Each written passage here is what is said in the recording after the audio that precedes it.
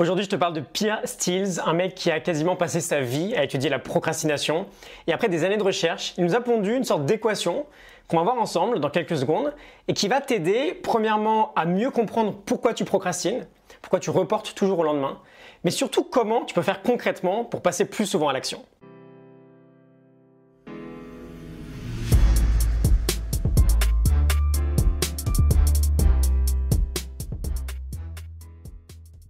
Alors j'ai une petite confidence à te faire, j'ai été peut-être le plus grand procrastinateur au monde. Bon, j'exagère peut-être un peu, mais littéralement, pendant mes études, j'avais trouvé ça super marrant d'écrire procrastinateur en métier sur mon profil Facebook. Me demande pas pourquoi, je savais que je bossais tout le temps à la dernière minute, et peut-être que je venais juste de découvrir ce mot-là, et puis que je le trouvais stylé.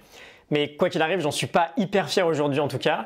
Bref, si tu as des problèmes pour passer à l'action sur des choses importantes pour toi, que tu sais que tu devrais le faire, mais que tu les reportes sans cesse, fais-moi confiance, je sais ce que c'est, je sais ce que tu ressens, et c'est pas forcément un sentiment super sympa. J'ai réalisé aujourd'hui, année après année, deux choses. La première, c'est qu'on pourra jamais supprimer définitivement la procrastination, qu'elle a même certains bons côtés, on y reviendra plus tard, mais surtout la deuxième, qu'on peut faire au moins 2-3 petites choses assez simples pour la contenir. Alors cette fameuse équation, elle vient du livre L'équation de la procrastination de Piers Steel, et donc elle nous dit, sur la calculatrice, que M est égal à V fois E divisé par I fois D.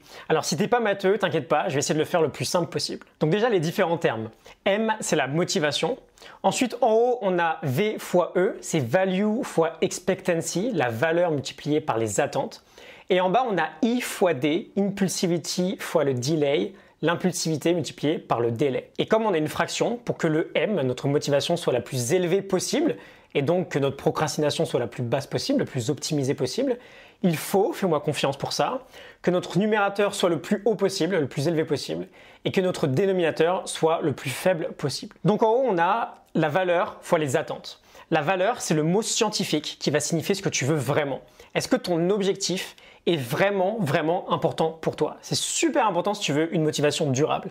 Et les attentes, c'est tout simplement à quel point tu es persuadé de réussir. Donc si tu veux un numérateur maximal, le plus élevé possible, il va falloir que ton objectif soit le plus important possible pour toi. Et il va falloir que tu sois le plus convaincu possible que tu es capable de y arriver. Et ensuite, en bas, on a l'impulsivité fois le délai. L'impulsivité, c'est le critère numéro 1 dont la science nous dit que ça va diminuer notre motivation. Lorsqu'on est trop impulsif, on est incapable d'éliminer les distractions et on se retrouve souvent à succomber à n'importe quelle pulsion. Je pense que tu connais ça. Donc on va devoir focaliser notre énergie sur ce qui est vraiment important pour nous. Je t'en parlerai un petit peu plus demain. On va devoir éliminer au maximum les distractions. Et enfin le délai, plus ton objectif est proche dans le temps, plus il a des chances d'aboutir. Et donc ça veut tout simplement dire que si tu as un objectif à très long terme, ça va être quasi essentiel de le diviser en sous-objectifs pour avoir des délais les plus bas possibles. Donc si on veut rendre ce dénominateur le plus minimal possible, on va devoir succomber à un minimum de distractions et on va devoir avoir une date assez courte pour réaliser notre objectif. On est plutôt d'accord donc que si tu dois rendre un rapport demain, tu as plus de chances de t'y mettre que si c'est pendant 3 semaines. Ok, donc juste un petit récap. Si tu veux une motivation au top et donc une procrastination la plus faible possible, 4 éléments. Ton objectif doit être extrêmement important pour toi. Tu dois être persuadé que tu vas l'atteindre, tu dois réduire toutes les distractions inutiles et enfin, tu vas devoir avoir une date limite pour ton objectif qui ne sera pas trop éloigné dans le temps. Donc si ça t'a parlé, n'hésite pas à me le faire savoir ou à partager la vidéo, ça peut peut-être aider une de tes connaissances à moins procrastiner. Et je te mets un lien pour télécharger en description la morning note du livre L'équation de la procrastination de Piers Steel. Ma note est en français, par contre je crois que le livre n'a pas été traduit en français, je pense qu'il est trouvable qu'en anglais. Quoi qu'il arrive, il est excellent, donc si tu peux lire l'anglais, je te le conseille. Je te souhaite une excellente journée et je te retrouve dès demain. Salut!